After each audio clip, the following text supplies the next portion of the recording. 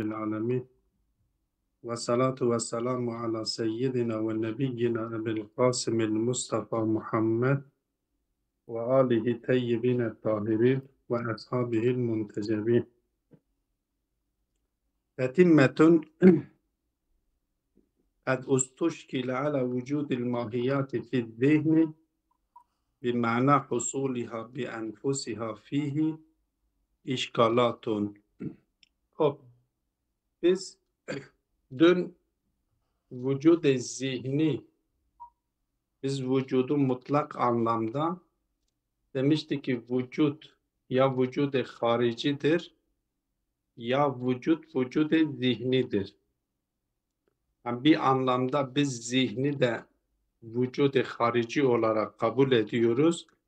Yani izafe şeklinde kullandığımız zaman zihin hariç karşısında kullanılıyor. Yoksa vücut mutlak olarak denildiği zaman vücud-i haricidir. Dışarıda varlık aleminde var olan her varlık vücud-i haricidir. Ama biz insanla varlıkları birbiriyle mukayese ettiğimiz zaman vücut ikiye ayrılıyor. Vücud-i zihni ve vücud-i harici. Vücud-i zihni dedi ki zihinde mahiyetler hem dışarıda söz konusudur. Alem-i ayn, alem-i haric, zihnimizin ötesinde bir hakikatle mahiyetlerin bir hakikatları vardır. Ve o dışarıda zihnimizin ötesinde var olan mahiyetlerin her mahiyetin kendisine, kendi vücut yapısına uygun bir eseri vardır. Dış aleme uygun bir şekilde. Ve o dış alemde var olan mahiyetlerin aynısı zihinde de söz konusu olduğunu iddia ettik. Her ne kadar bu bağlamda diğer iki görüşe de işaret edilmişti ise de her iki görüş reddedilmişti. İki görüş şebeh görüşüyle izafe görüşü reddedilmiş.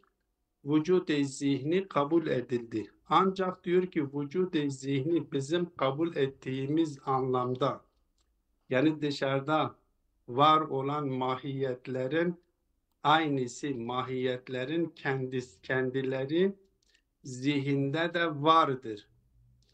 Biz mahiyetlerin aynısını mahiyetlerin kendisinin zihinde var olduğunu kabul edersek diyor ki bu kabule, bu iddiaya birkaç tane işgal yapılmıştır. Bu işgalleri cevaplandırmamız gerekir. Eğer bu işgalleri cevaplandırmazsak biz vücud-i zihniyi kabul edemeyiz. Vücud-i zihniden vazgeçmemiz gerekiyor. Tabi vücud-i zihni yani ilim niteliğinde varlıkların var olduğunu kabul etmezsek dışarıdaki varlıkların bizim zihnimizde de var olduklarını kabul etmezsek adeta bilginin kapısının kapatılmasının gereği söz konusudur. Eğer biz desek dışarıdaki hakikatlerin, mahiyetlerin aynısı ilim aleminde, zihin aleminde var olduğunu kabul etmezsek, yoktur dersek normalde dış alemle irtibatımız tamamıyla kesilmiş oluyor. Ve hatta bizim şayet bu şeyi de diyebiliriz, Zat-ı Bari Teala'nın ilmindeki varlıkların aynısı eğer dışarıda var edilmemiş ise o zaman Zat-ı Bari Teala'nın bilgisindekilerle dışarıdakiler birbiriyle tebayün içerisinde olmuş oluyor. Yani hatta Zat-ı Bari Teala'nın bilgisi de kendisinin dışındakiler hakkında söz konusu olmaz. Bizde de aynı şekilde ben şimdi zihnimde bir şeyi tasarlıyorum. zihnimde tasarladığım dışarıdaki eğer mesela bir şey düşününüz, bir ev düşününüz. Ben kendim dışarıda kendim için bir ev yapmak istiyorum.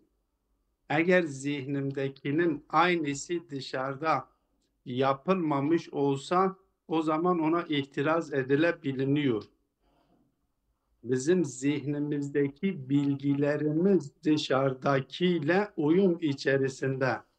Bizim zihnimizdeki bilgilerle dışarıdakiler birbiriyle tetabuk içerisinde olması gerekiyor ki biz ona bilgi diyebilelim. Yoksa bilgi diyemiyoruz.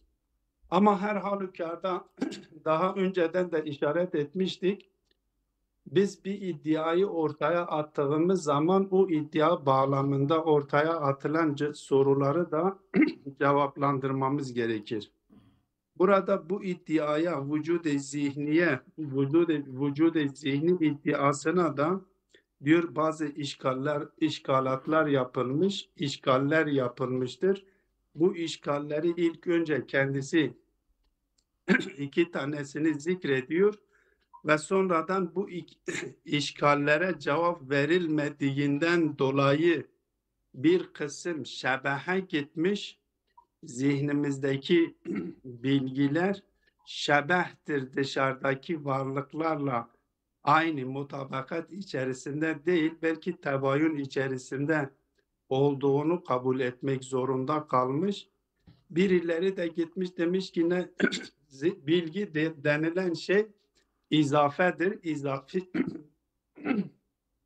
bağışlayın. Bilgiyi izafe şeklinde kabul etmek zorunda kalmış. Biz eğer bu soruları cevaplandıramazsak, yani bu iddiayı kabul edenler bu soruları cevaplandıramazlarsa tabiaten o kabul etmeyenler haklı çıkmış oluyor. Bakalım bunlar kendileri nasıl bunu cevaplandırıyor? İlk önce iki tane işgali zikrediyor, ondan sonra cevabına geçiyor. Diyor ki kad ustuşkile ala vücudil mahiyati fiz zihni. Zihinde var olan mahiyetlere işgal edilmiştir. İşgalatun. Birkaç tane işgal yapılmıştır. Elbette bir ma'na husuliha bi enfusiha fiha. Bu manayla yani vücudu zihni dışarıdaki mahiyetlerin aynısının zihinde var olduğu iddiasına yapılmış işgaller söz konusudur. El işgalul evvelu, birinci işgal nedir? Diyor birinci işgal budur ki ennel kavle bi husulil mahiyati bi enfusiha fi zihni yestelzimu kevne şey'il vahidi cevheren ve arazen ma'an. Bu biz daha önceden de işaret etmiştik. Gerçi ileriki konularda da geliyor. Mahiyetleri genel anlamda kısımlandırırlarken diyorlar ki mahiyetler ya cevherdir ya arezdir. O cevher için bir tarif getiriyorlar ve arez için de farklı bir tarif getiriyor. Cevher için getirmiş olduğu tarif ile arez için getirmiş oldukları tarif birbirinden farklıdır. Doğal olarak eğer bir şey cevherin tarifine giriyorsa artık arezin tarifine girmemesi gerekiyor. Eğer cevherin tarifine girdiği halde arezin tarifine de giriyorsa o zaman tenakuzdur, sorunludur. Yani hem cevherdir neticesi olmuş oluyor, hem cevher değildir, arezdir. Hem arezdir, cevher değildir. Hem arezdir, hem cevherdir, arez değildir. Yani eğer biz bir şeyin, bir mahiyetin cevher olduğunu kabul ediyor ve cevherin özelliklerini, cevherin tarifi kapsamına giriyorsa doğal olarak artık arez tarifine girmemesi gerekiyor. Arezin niteliklerini taşımaması gerekiyor. Eğer hem arezin tarifine giriyor, hem cevherin tarifine giriyorsa bu bir kendini yalanlıyor manasındadır. Burada da kendisi işgali bu şekilde yapıyor. Diyor ki eğer biz dışarıdaki mahiyetlerin aynısı bizim zihnimizde de var olduğunu kabul edersek, bir şey eğer dışarıdaki o kabul ettiğimiz dışarıdaki kabul ettiğimiz mahiyet eğer cevher ise zihnimize geldiği zaman arez olmuş oluyor. Doğal olarak eğer zihnimizdeki o şey dışarıdaki o mahiyet, zihnimizdeki o mahiyet dışarıdaki mahiyetin özelliklerinin aynısını taşıyorsa, çünkü eğer onun özelliğini taşımasan, onun aynısı olmazsa ondan farklı olmuş oluyor. Eğer onun aynısı ise o zaman bizim zihnimizde cevher olması gerekiyor. Dışarıda cevher ise zihnimizde de cevher olması gerekiyor. Oysa zihnimizde bizim zihnimize bağlıdır. Arezin tarifine giriyor. Arez kısmına giriyor. Bir şey dışarıda cevherdir. Zihnimizde arez olmuş oluyor. Siz de diyorsunuz ki dışarıdaki mahiyetin kendisidir. O zaman zihnimizde hem cevher olması gerekiyor çünkü dışarıda cevherdir. Hem arez olması gerekiyor çünkü kaimi bir nefs, bizim nefsimizle kaimdir. Dolayısıyla bir şey hem cevher olması gerekiyor. Eğer biz sizin söylemiş olduğunuz anlamda vücud-i zihniyi kabul edersek, bir şey hem cevher olması gerekiyor hem arez olması gerekiyor. Ve huve muhalu. Bu da muhaldir. Çünkü cevher olarak kabul ettiğimiz zaman İza vucide la fi mevzuindir. Arez olarak kabul ettiğimiz zaman İza vucide fi mevzuindir. Bu ikisi birbirinden farklıdır. Cevher olarak kabul edersek arez değildir. Arez olarak kabul edersek cevher değildir. Bu sefer kendini yalanlıyor. Tenakuz söz konusudur. Tenakuz söz konusu olduğu için bu muhaldir. Dolayısıyla biz vücud-i zihindeki olan mahiyetin dışarıdaki mahiyetin aynısı olduğunu kabul edemeyiz diyorlar. Beyanul mulazeme, bu mulazemeyi açıklıyor. Diyor ki ennel cevherel ma'kule fi zihni cevheru binaen ala inhifaziz zatiyat.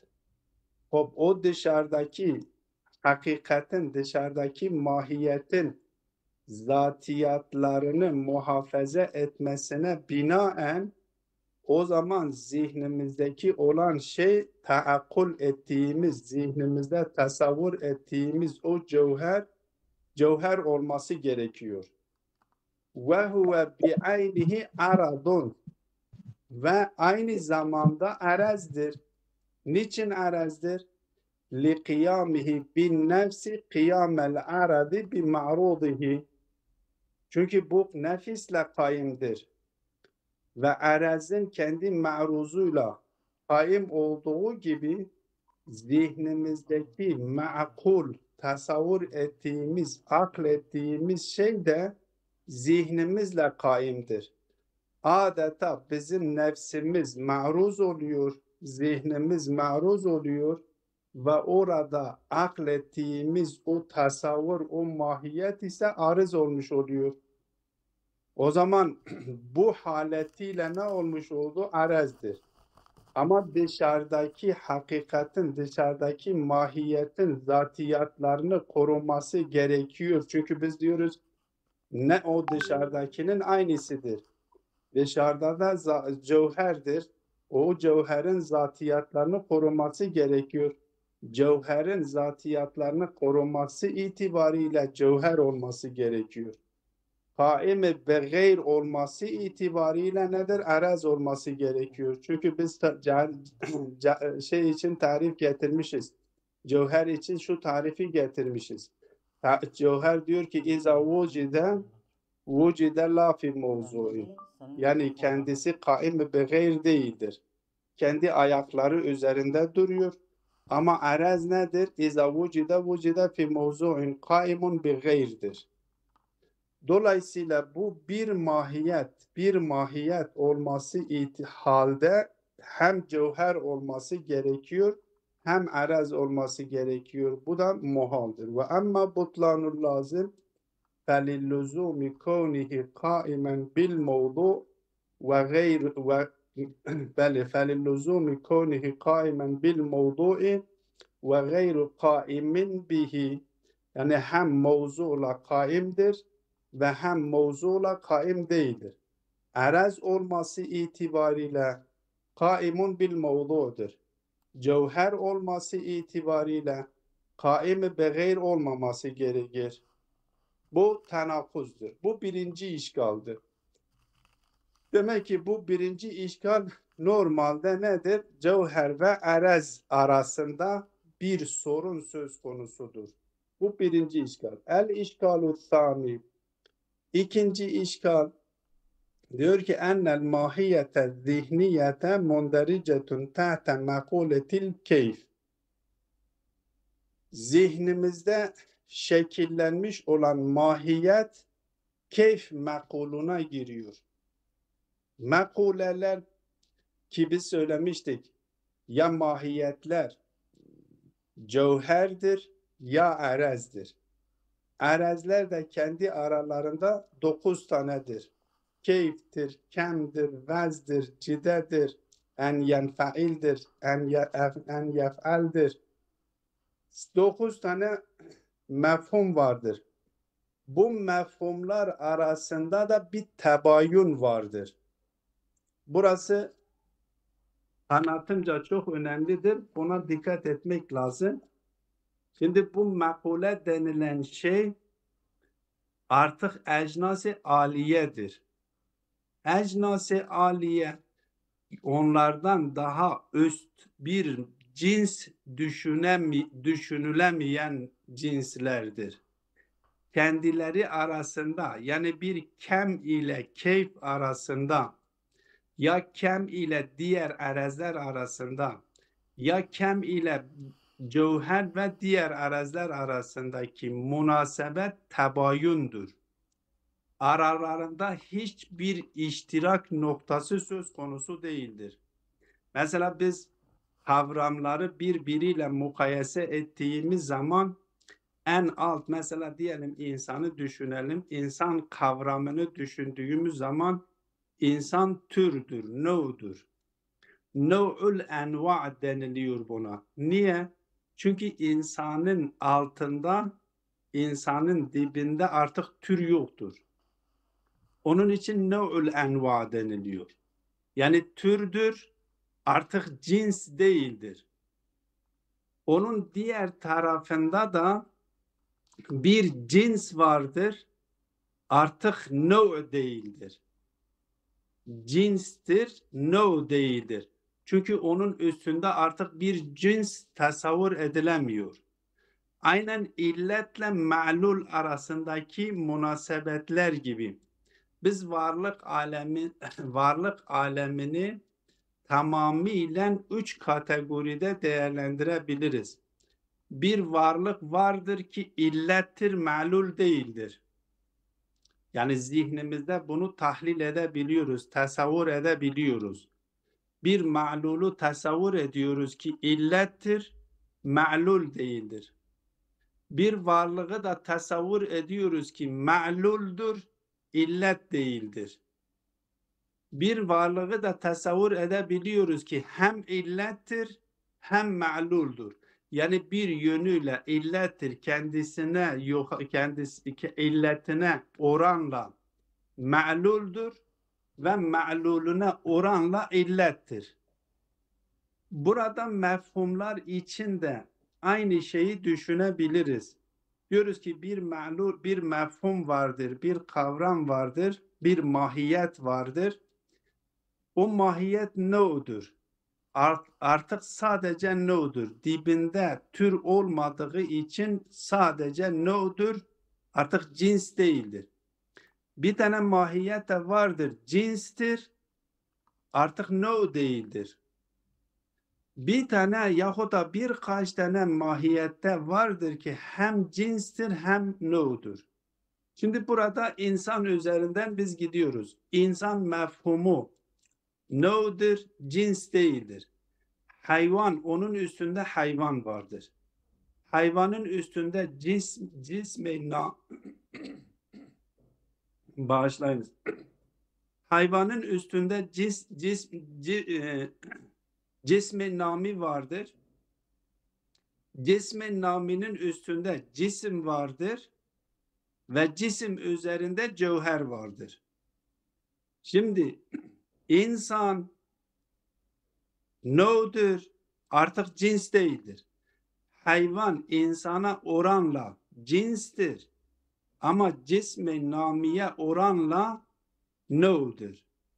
Cismi nami hayvana oranla cinstir ama cisme oranla nedir? Cismi namiye oranla nedir?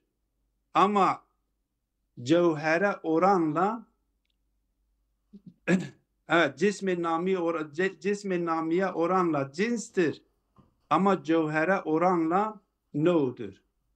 Cevher artık ne olmuş oluyor? Cevherin kendisi cinstir, artık no değildir. Bu cinsi ali deniliyor. Bu mekulat-ı aşirde cinsi aliden sayılıyor. Yani aralarında hiçbir benzerlik söz konusu değildir. Tamamıyla birbirinin erzindedir. Bir insanla taş gibi düşününüz. İnsan ile taş tebayün içerisindedir. Eğer biz desek taş insanın altına girebiliyorsa o zaman diyebiliriz ki bir mekule bir mekulenin altına girebiliyor ki bu mümkün değildir. Nasıl ki taş insan denen mefhumun altına girmiyor ise bir mekuleye girmiş olan bir şey diğer bir mekuleye girmesi imkansızdır. Eğer keyf mekulüne girmiş ise kem mekulüne girmesi imkansızdır. Kem mekulünün altına giriyorsa keyf mekulesinin altına girmesi imkansızdır. En yef'al mekulesine girmişse diğerlerine giremiyor. Çünkü bu mefhumlar arası, bu mahiyetler arasında bu mekulat-ı aşr diyorlar. Bu mekulatlar arasında bir tebayün, %100 tebayün vardır. Hiçbir iştirak noktaları söz konusu değildir. Ve onun için kendilerine ecnas-ı aliye deniliyor. Onların üzerinde artık bir cins söz konusu değildir. Tasavvur edilemiyor. Hop. Eğer bir mekule başka bir mekulenin altına giriyorsa o zaman bu bir sorun, tenakuzdur. Buradaki işgal bu yöndedir. Diyor ki ennel mahiyete zihniyete mundericetun tehte mekuletil keyf binaen ala ma zehebu ileyhi min kavni suveril ilmiyeti keyfiyatun nefsaniyetun. Şimdi ilmi suretler genelde elbette Mulla Sedra burada ileride belki konusu gelecektir. Mulla Sedra ilmi keyfi nefsani bilmiyor. Mulla Sadra ilim diyor ki vücuttur. Keyf değildir. Keyf cinsinden değildir. Ama Mulla Sadra dışındaki düşünürlerin hemen hepsi yani Mulla Sadra'dan sonra Mulla Sadra'yı kabul edenler hariç düşünürlerin hepsi hemen bilgi, ilim diyor keyfi nefsanidir. keyiftir. Bizim zihnimizdeki bilgi nefsimizle kaimdir ve nefsimizle kaim olduğu için kendisine keyfi nefsani deniliyor. O bilgi dediğimiz bu görüşe göre bilgi dediğimiz ne varsa keyfi nefsanidir. Bu görüşe göre. Şimdi bunun üzerinden eğer biz bilgiyi keyfi nefsani olarak kabul edersek, biz dışarıdaki mahiyetler hakkında bilgi edindiğimiz zaman hangi mekuleden olursa olsun, ister cevher mekulesinden olsun, ister erez mekulelerinin herhangi birisinden olmuş olsun, diyelim keyf mekulesinden olsun, keyfi hissi mekulesinden olsun, keyfi nefsani mekulesinden olsun, ya kem mekulesinden olsun, eyn mekulesinden olsun, meta mekulesinden olsun, hangi mekuleden olursa olsun, bilgiye dönüştüğü zaman keyfi nefsanidir. Dışarıdaki mahiyet cevher ise eğer zihnimizde o şekillenmiş olan cevher, dışarıdaki mahiyet, zihnimizde şekillenmiş olan, ilim olarak şekillenmiş olan dışarıdaki mahiyet cevher ise o cevherin niteliklerini, özelliklerini, zatiyatlarını koruması gerekiyor. Çünkü biz diyoruz zihnimizdeki olan mahiyet dışarıdaki mahiyetin aynısıdır. Nefsuha. Eğer zihnimizdeki mahiyet dışarıdaki mahiyetin nefsi ise, o zaman dışarıdaki mahiyet cevher ise, o dışarıdaki mahiyetin zatiyatlarını koruması gerekiyor. Dışarıdaki mahiyetlerin zatiyatlarını koruduğu itibarla ne olmuş oluyor? O cevher olması gerekiyor. Ama ilim olduğu itibariyle nedir? Keyfi nefsanidir. Öyleyse bir tane hakika, bir tane mahiyet hem cevher oldu, hem keyfi nefsani olmuş oldu. Oysa keyfi nefsani ile cevher arasında mutlak tebayün vardır. Bunların yakından, uzaktan birbirleriyle alakaları, birbirleriyle irtibatları, birbirleriyle münasebetleri söz konusu değildir. O zaman eğer keyfi nefsani ise cevher olmaması gerekiyor. Cevher ise keyfi nefsani olmaması lazım. Aynı şekilde eğer zihnimiz dışındaki mahiyet kemdir, biz kem cinsinden, kem türünden olan bir mahiyet hakkında bilgi edindik. O bizim bilgiye dönüştüğü zaman bilgide ise keyfi nefsanidir. O zaman keyfi kem mekulesinden olan kem mekulesinin zatiyatlarını koruması gereğince normalde kem olması gerekiyor. Ama bilgi olması itibariyle nedir? Keyfi nefsanidir. Diğer mekulelerin hepsini bu şekilde değerlendirebiliriz. Bu şekilde yapabiliriz. Yorumlayabiliriz. Yani dışarıda eğer biz desek ki dışarıdaki mahiyetin aynısı bizim zihnimizdedir dersek, o dışarıdaki mahiyet hangi mekuleden ise o mekulenin zatiyatlarını koruması gerekiyor. O zaman o mekuleden sayılması lazım. Ama bilgi olduğu için, bilgi de keyfi nefsani olduğundan dolayı öyleyse keyfi nefsani de olması lazım. Bütün o diğer tane 8 tane bir keyfi nefsanidir. Diğerleri 8 tane mekule, 9 tane mekule geride kalmış oluyor. Dışarıdaki mekulelerin 9 tane mekule hem dışarıdaki mekuledir ki cevher ise cevher, kem ise kem, en yenfeil ise en yenfeil, en yef'al ise en yef'al, hangisi cidde ise cidde, izafe ise izafe, hangisi olursa olsun. Dışarıdan neyse onun zatiyatlarını koruması gerekiyor. Biz eğer diyoruz dışarıdakinin aynısı bizim zihnimizde ise o zaman o dışarıdakinin zatiyatlarını koruması gerekiyor. Diğer taraftan da diyoruz bilgidir da.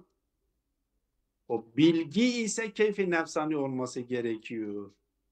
Hem keyfi nefsanidir hem diğer mekulelerden hangisi ise dışarıda hangi mekule ise o mekulenin zatiyatlarını muhafaza ettiğinden dolayı o mekuledir. Bu da birbirini yalanlıyor. Dolayısıyla bu tenakuzdur, bu paradokstur. Bir taraftan siz iddia ediyorsunuz, diyorsunuz ki mekuleler arasında tabayun vardır ve bu bir mekulenin diğer bir mekuleye dönüşmesi imkansızdır. Ve diğer taraftan iddia ediyorsunuz ki bizim zihnimizdeki vücudu zihni bilgi olarak bizim zihnimizde var olan varlıklar, mahiyetlerin hepsi dışarıdaki mahiyetlerin aynısıdır.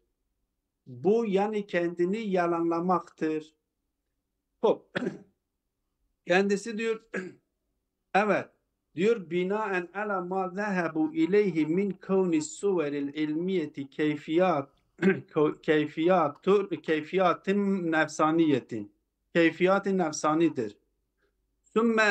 Thumma inna iza tasavvarna cevheren. Biz cevheri tasavvur, dışarıdaki mahiyet cevherdir. O cevheri tasavvur ettik. Kâne mundericen tahte mekuletil cevheri. Niye? Li'inhifâzi zatiyat. Çünkü onun zatiyatlarını hifzediyor. Cevherdir da. Ve tahte mekuletil keyfi.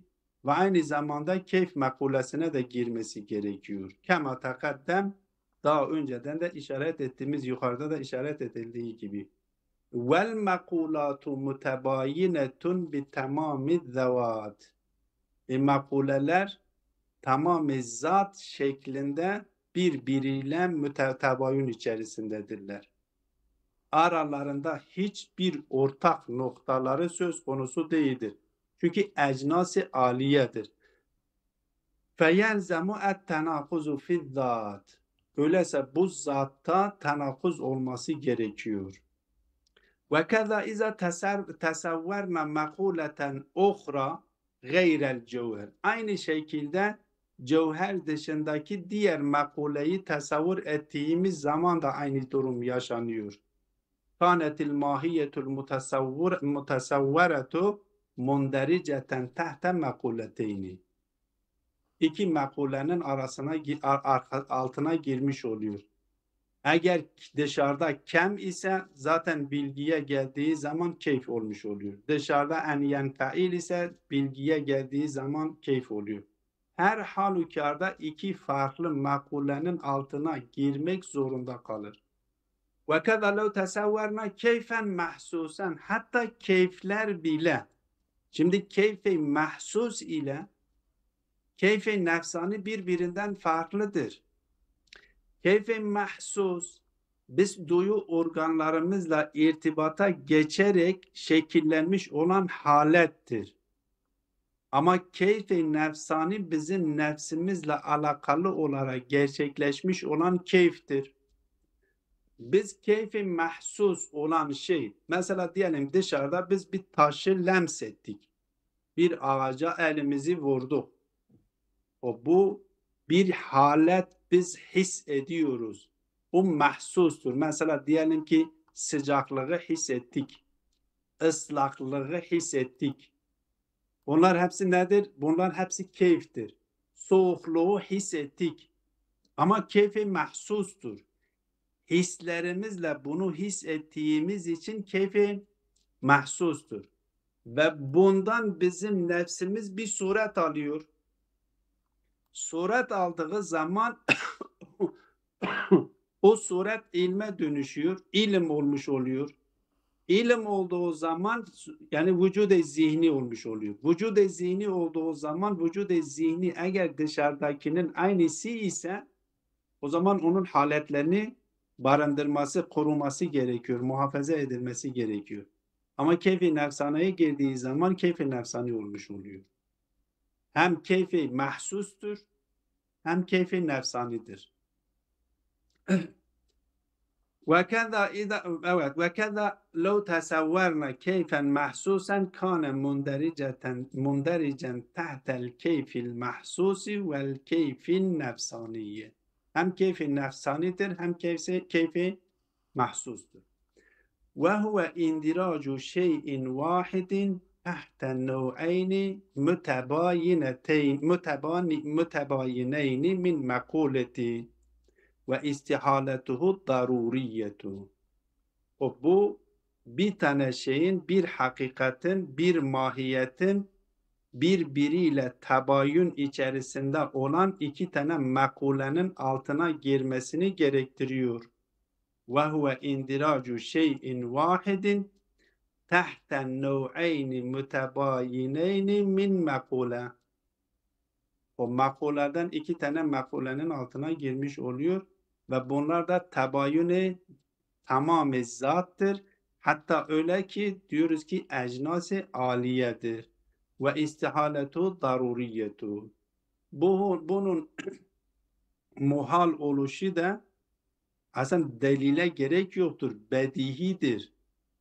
Bir şey birbirinden farklı olan iki şeye dönüşmesi. Yani o zaman bunun lazımesi bir şeyin iki olmasını bir olduğu halde iki olması gerekiyor. Hem keyftir hem kemdir. Hem cevherdir hem keyftir. Hem keyfi mahsustur hem keyfi nefsanidir.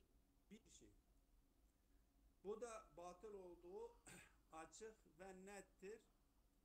O delil bile gerek yoktur.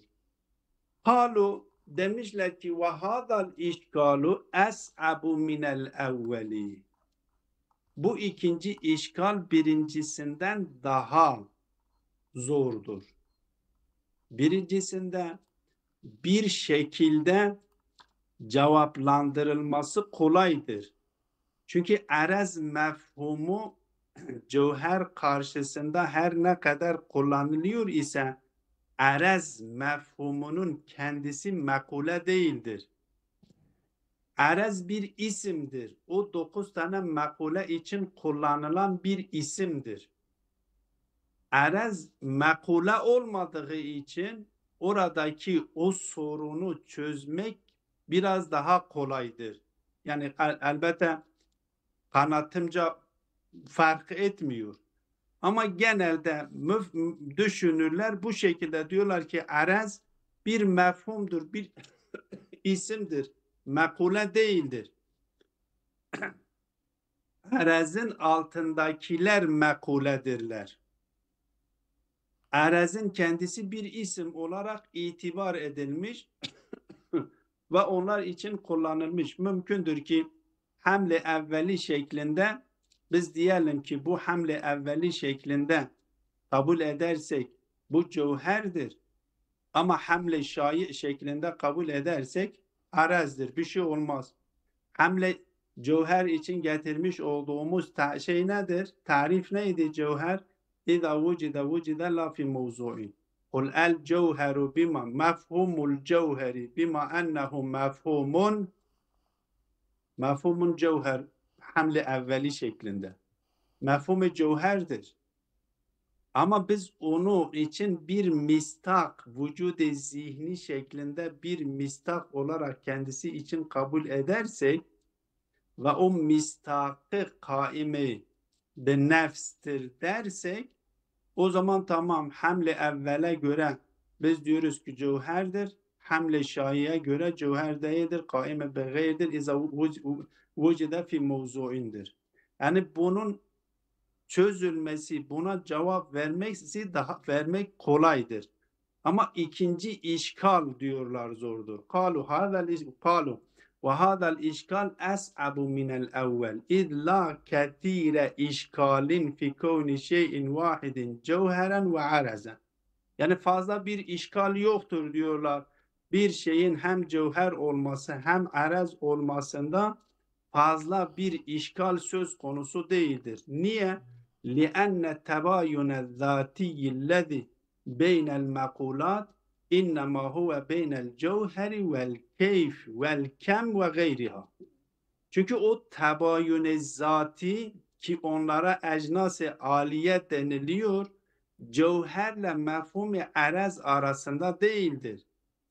Cevherle mefhum-i arezin altında olan o mekuleler arasında. Yani cevher mekulesiyle keyf ve kem ve diğer mekuleler arasında zati bir tebayün söz konusudur. Mefhum-i arez mefhumdur, itibaridir. Çok fazla bir şey değiştirmiyor. İtibar ettiğiniz zaman nasıl itibar ederseniz o itibara göre değişebilir. Ama mekuleyi sen itibar etmiyorsun ki. Mekule bir hakikattir, bir gerçekliktir. Ve o iki tane mekule de mekule olabilmesi için aralarında hiç ortak noktası da olmaması gerekiyor. Keyf bir hakikattir. Kimse inkar edemiyoruz. Bir halettir. Kem bir hakikattir. Ama keyifle hiçbir irtibatı olmayan, hiçbir benzerliği olmayan başka bir şeydir. Bir mahiyettir. Dolayısıyla bu şekilde demişlerdir diyor. وَأَمَّا مَفْهُمُ الْعَرَزِ بِمَعْنَ الْقَائِمِ بِالْمَوْضُعِ. Yani arez mefhumunun ifade etmiş olduğu mana üzerinden gidiyoruz. Diyoruz arez mefhumunun ifade etmiş olduğu mana nedir? Arez mefhumunun ifade etmiş olduğu mana budur ki İza vucide fi mevzu'in. Ya kaimun bil gayrdir. Kaimun bil mevzu'dur. Arez denildiği zaman kaime bil gayrdir. Kaim bil nefsihi değildir. Fehuve aradun ammun. Bu bir amdır. Sadikun ala tis'i minel mekulat. O diğer mekulelerin hepsini ne yapıyor? Kapsıyor. Ve minel caizi en ya'umme el cevhered zihniye eyden. Diyor mümkündür ki biz cevher-i zihniyi de kapsamış olsun. Yani cevher-i zihinde biz hamle evveli olarak diyoruz cevher mefhum-i cevher cevherdir. Ama bu mefhum-i cevher için bir zihinde bir varlık veriyoruz. Bir mistak kendisi için zihnimizde oluşturuyoruz ve zihnimizde oluşturduğumuz o mefhum-i cevherin mistakı kaim-i bin nefs olduğu için o da kaim-i bin nefstir, kaim-i bin gayr olmuş oldu. Öyleyse o zihnimizdeki cevher için de arez deniliyor. Elbette dedim burada bu cevap yani biraz musammahadır. Ama her halükarda bu şekilde söylemişler. Diyor ve minel caizi en ya'ummel cevhere zihniye eyden. Mümkündür ki bu arez mefhumu zihnimizdeki cevhere de ne yapmış olsun? Onu da kapsamış olsun. Ve yastuka aleyhi. Ona şamil gelmiş olsun. لِأَنَّ الْمَأْخُوذَ فِي رَسْمِ الْجَوْهَرِ أَنَّهُ مَاهِيَّةٌ اِذَا وُجِدَتْ فِي الْخَارِجِ وُجِدَتْ لَا فِي مَوْزُعِ. Çünkü cevher için farz edilen tarif yani resm cevher için getirmiş olan tarif ya res diyor mahiyetun iza vucidet fil haric vucidet la fi mevzui. Dışarıda eğer dışarıda dikkat edin el mahiyetu fizzi zihnimizde bir mahiyeti farz ediyoruz. Bu zihnimizde farz ettiğimiz mahiyet zihnimizde farz etmiş olduğumuz mahiyet kaimun bin nefsinadır. Kaimun bin nefsina olduğu itibariyle o zaman arezdir. Mefhum-i arez ona arez için getirilmiş olan tarif onu da kapsıyor. Bilahare ben zihnimde bir mefhumu tasavvur etmişim ve zihnimde tasavvur etmiş olduğum mahiyet kaime bir nefsidir. benim nefsimle kaimdir. Benim nefsimle kaim olduğu için o arazın tarifine girmiş oldum. Ve diyorum ki ben zihnimde tasavvur ettiğim mahiyet İzâ vucide fil haric taziye şartiye şeklinde diyorum. Eğer dışarıda vücut verilirse kendisine vücide lafi mevzui. Mevzuda vücut bulmuyor. Mevzuda ihtiyaç duymuyor. Mevzuyla değil. Kaimun bir nefsi olmuş oluyor. Cevher için getirilmiş olan tarif budur.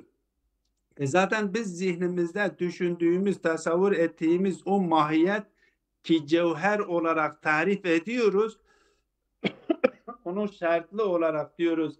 İza vucidet fil haric vucidet la fi mevzuin. Fe minel caizi en yakume fi zihni fi mevzuin. Zihnimizde bu mevzuda olabilir. Mümkündür ki bu zihindeyken mevzuda olmuş olsun. Ama dışarıdayken mevzuda değildir. Ve huve idâ vucide fil haric kâne la fi mevzu'i. Hâzâ khudda. Bunu diyor alın. Bu işgalleri dikkate alın. Bu sizin yanınıza kalsın. Ve emmâ duhulul mahiyetil vahideti tahte mekuleteyni. Bu mahiyetle araz, cevherle araz. Yani birinci işgal hakkında yapmış olduğu bu açıklamayı diyor. Bunu kabul edin. Şimdi bunu tutun. Sizin yanınızda kalsın. Bunun çözülmesi, buna cevap verilmesi biraz daha kolaydır. Ama ve amma duhulul mahiyetil vahideti tahte mekuleteyni. Ama bir mahiyetin iki mekulenin altına girmesi kel cevheri vel keyfi ve kel kemmi vel keyfi vel mekulati mutebayinetin bi tamamiz zat ve diğer mekulatlar ki tamamiz zatla birbiriyle mütebayin içerisindedir ve istihaletuhu daruriyetuhu. Bunun mahal oluşu zaruridir, bedihidir, zorunlu olarak kabul etmek zorundayız. La mutfi'e laha. Hiçbir dafi yoktur. Onun def edilmesine ait yani def edilebilecek, bunu savunulabilecek bir yönü söz konusu değildir. Bu iki tane işgal zikretti ve bu iki işgal hakkında zikredilen görüşleri de açıkladı.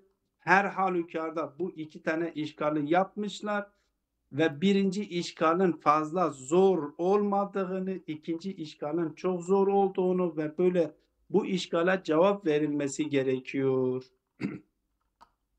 وبالتوجه إلى ما تقدم من الإشكال ونحوه ذهب بعضهم إلى إنكار الوجود الذهني من أصله.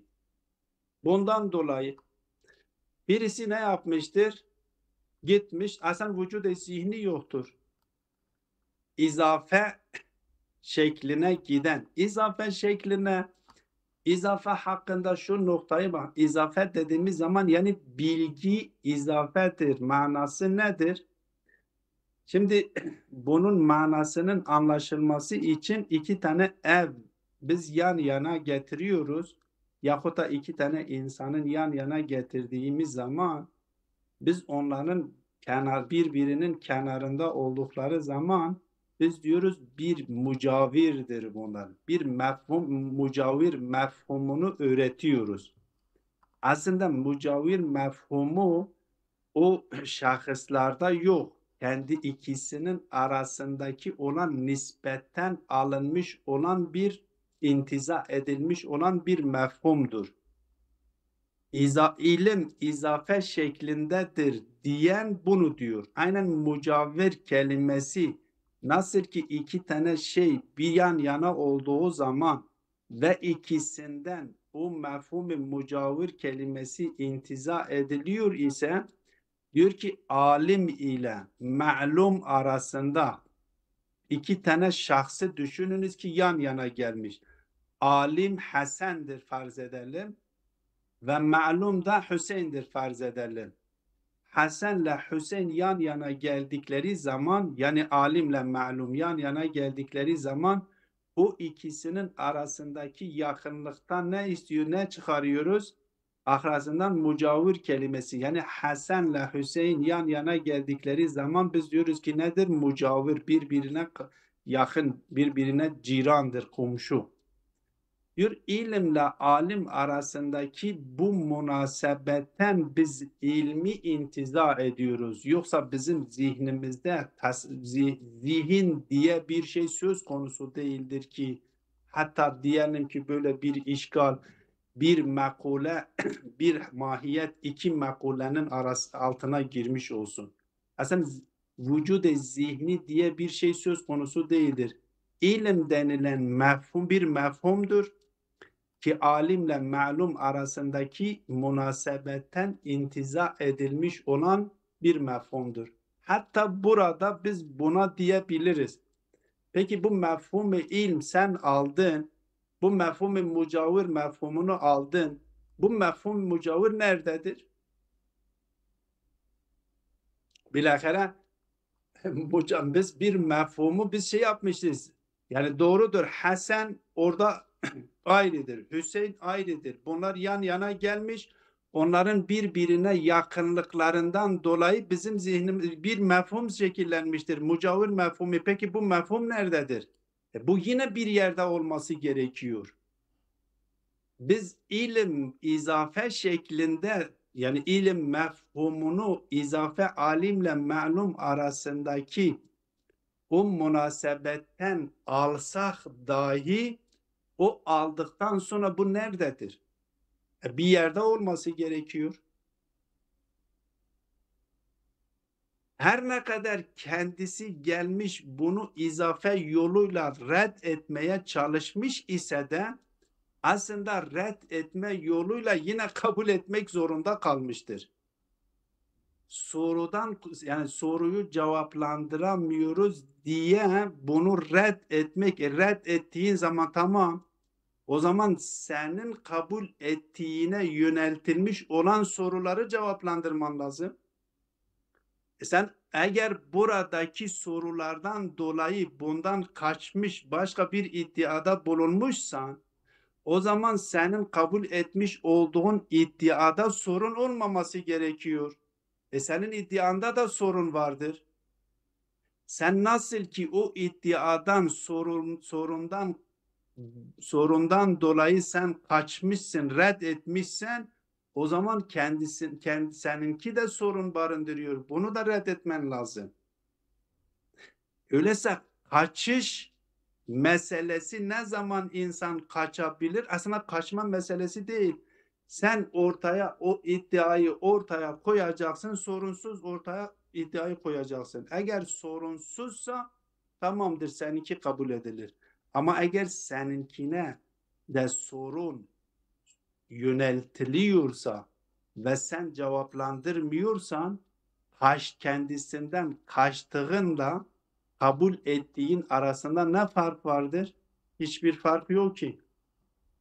Hop, ama her halükarda bir kısım demiş ki zehebe ba'dum ila inkaril vücudi zihni min asli. Kökten bunu reddetmişler. Bil kavli bi ennel ilme bi idafeti min nefsi ila haric. Nefsle dışarıdaki varlıklar arasında bir izafeden, yani onların arasındaki münasebetten ilim intiza edilmiştir. Yoksa ilim vücudu zihni diye bir şey söz konusu değildir. Ama intiza edilmiş olan nerede? O intiza edilmiş olanını da nerede olduğunu cevaplandırmıyor. Fel ma'lumu buna göre diyor, buna göre fel ma'lum mundericun tahta makuletihil hariciyeti fakat buna göre zaten vücudu zihni kabul etmediğin zaman o makule sadece dışarıdaki makulenin altına girmiş oluyor. Aslında başka bir makulenin altına girmiyor. Tamam. mekulelerin birbirinin altına girme sorunundan kurtuldun. Ama senin kabul etmiş olduğun iddia sorunludur. Bunu nasıl cevaplandırıyorsun? Fakat arafta ma fihi ki bu iddiayı zaten diyor ki biz reddettik. وبعضهم إلى أن الماهيات وبعضهم إلى أن الماهيات الخارجية موجودة في الدين Yani hocam بأشباهها. yetmez mi Evet. buradan? Bitiriyor. Ben bunu bitiriyorum. Zaten isterse tamam bunu yarın devam edelim. Ve sallallahu ala Muhammedin ve alihi teyyibine tahirin. Tamam.